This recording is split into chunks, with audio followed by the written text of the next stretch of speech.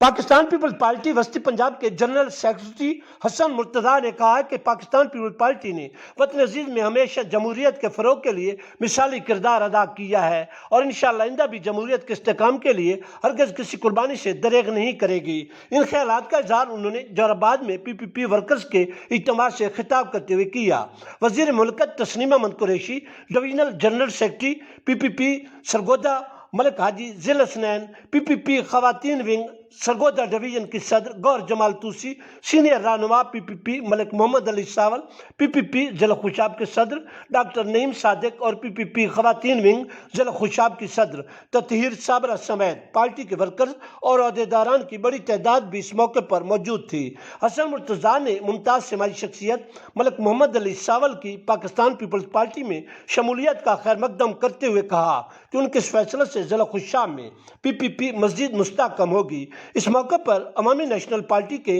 सूबाई नायब सदर अलहाज उमर खान गर्देजी ने भी खसूसी खिताब किया। कबल जिंजा पीपल्स पार्टी के कैदीन एक रैली की शक्ल में जलसागाह पहुंचे तो वर्कर्स ने उनका पुरतपाक इस्तकबाल किया।